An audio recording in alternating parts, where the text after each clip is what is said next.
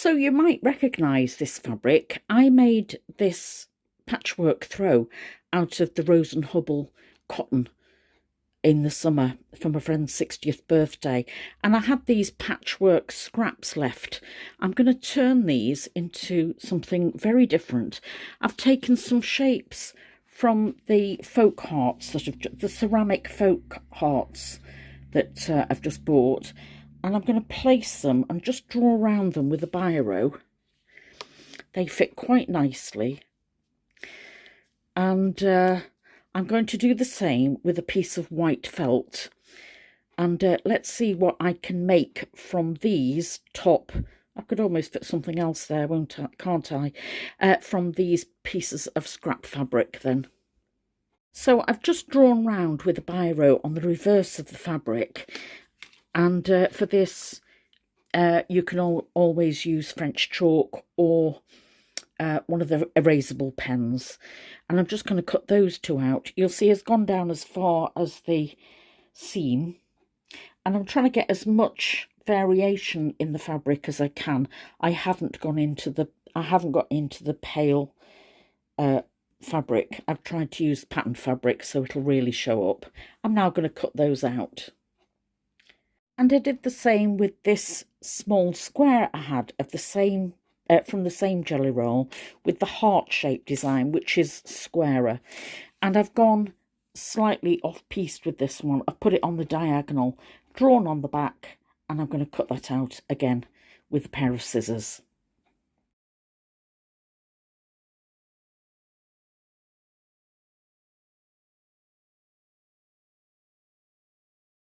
And now I'm going to do exactly the same, but for this I'm using white felt for the backing. I'm going to cut two of these and one heart.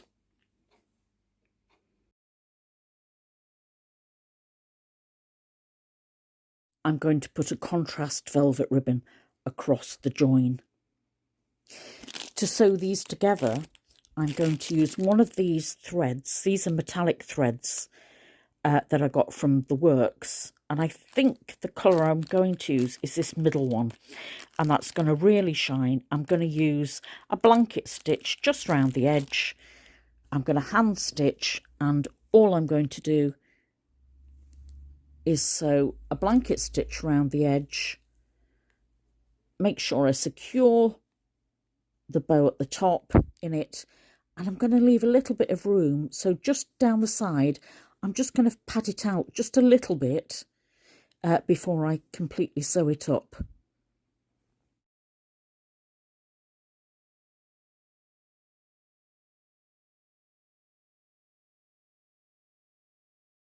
On the patchwork, I've taken a double thread and I've sewn a running stitch about 1/8 of an inch away from the seam line here.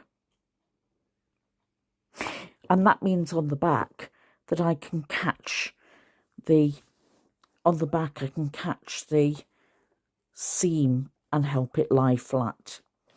So I'm doing that across the horizontals here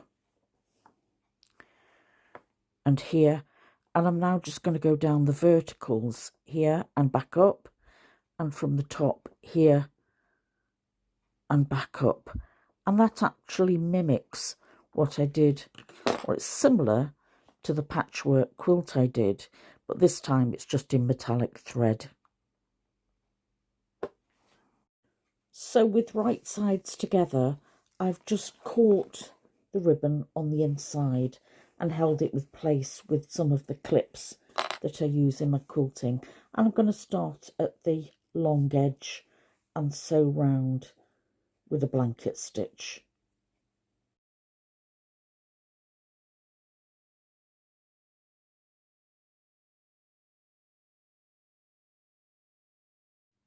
So there are now 3 decorations that are ready to hang on my tree. The metallic thread is going to catch the light and shine. Now, these are Christmas decorations I've made, but because I make cot quilts, you could make a matching patchwork decoration for the nursery. what about making them as soothers and filling them with lavender and chamomile? That'd be lovely. That'd soothe mother and baby, wouldn't it? You could be pram hangers. You can make them anything you want. But basically, these were just scraps from that Jellyroll Patchwork quilt. And it didn't take much. The felt has helped keep the shape rather than putting cotton both sides. They'll hold their shape for years now. I'm really pleased with them, and I'm glad I tried that. I might try that idea with other patchwork pieces. But for now, this is Maggie, the Cheshire Crafter, saying bye for now. Come back and see when I've got these up on my Christmas tree. It's going up in the next few days. Bye.